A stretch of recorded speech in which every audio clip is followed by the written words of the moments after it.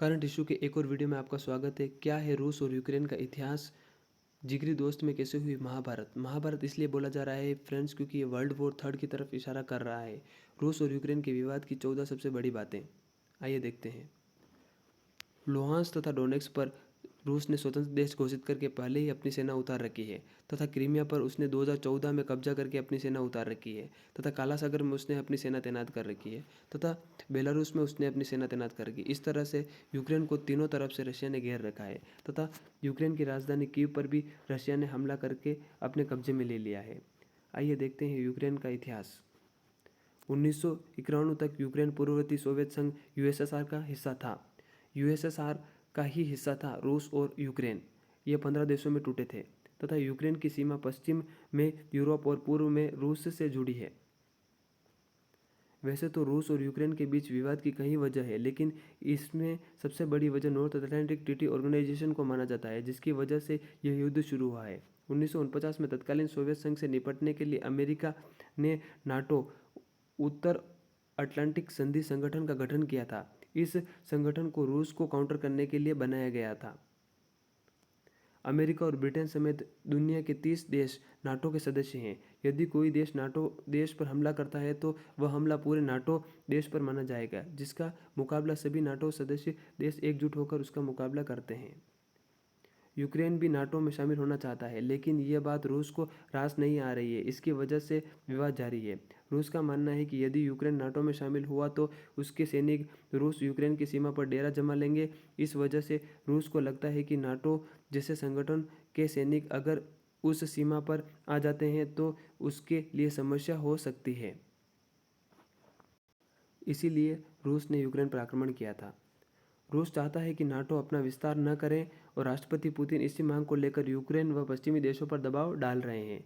NATO में 30 लाख से अधिक सैनिक हैं, जबकि रूस के पास सिर्फ 12 लाख सैनिक हैं, जिसकी वजह से रूस को खतरा महसूस होता है।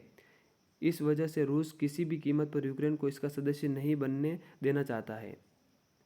रूस चाहता है कि नाटो उसे लिखित में आश्वासन दे कि वो यूक्रेन को नाटो में शामिल नहीं करेंगे।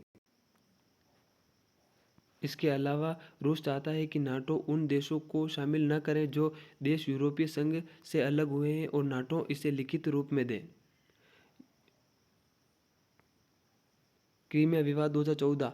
रूस ने 2014 में यूक्रेन का शहर क्रीमिया पर कब्जा कर लिया है। दरअसल क्रीमिया में एक बंदरगाह है जो रूस के लिए सामरिक रूप से महत्वपूर्ण है। यह ऐसा पोर्ट है जो रशिया को 12मासी समुद्र की कनेक्टिविटी देता है। एक विवाद की वजह यह भी है कि क्रीमिया में ज़्यादातर लोग रशियन बोलने वाले हैं जो रूस से अधिक लगाव रखते हैं। इस वजह से यूक्रेन डरा हुआ है कि रशिया उसके और भी क्षेत्र पर कब्जा कर सकता है। इसीलिए वह नाटो में शामिल होना चाहता है और रशिया नहीं चाहता है कि यूक्रेन नाटो में शामिल हो और यूक्रेन चाहता है कि मैं नाटो में शामिल हो जाऊं ताकि रशिया मेरे पर हमला न करे। और रूस और यूरोप गैस पाइपलाइन विवाद भी एक वजह है। दरअसल रूस इस पाइपलाइन के जरिए गैस को यूरोप तक भेजता था। यह पाइपलाइन यूक्रेन से होकर जाती थी। रूस को उन्हें ट्रांजिट शुल्क देना पड़ता था। रूस हर साल करीब $33 बिलियन का भुगतान यूक्रेन को कर रहा था। यह राशि यूक्रेन के कुल बजट की 4% थी। रूस को इस कारण बहुत महंगा $10 million north stream 2 gas pipeline की शुरुआत करना पड़ा। इसके जरिए रूस ने समुद्र में पाइपलाइन डालकर यूरोप को गैस पहुंचाई थी। ऐसे में रूस को लगता है कि अगर वे यूक्रेन के कुछ क्षेत्र पर कब्जा करते हैं तो उन्हें गैस पाइपलाइन भेजना आसान रहेगा। रशिया चाहता है कि अगर वो यूक्रेन को कब्जा कर लेगा तो वो गैस पाइपलाइन आसानी से भेज पाएगा तथा उसको टैक्स के रूप में ये पैसे नहीं देने पड़ेंगे।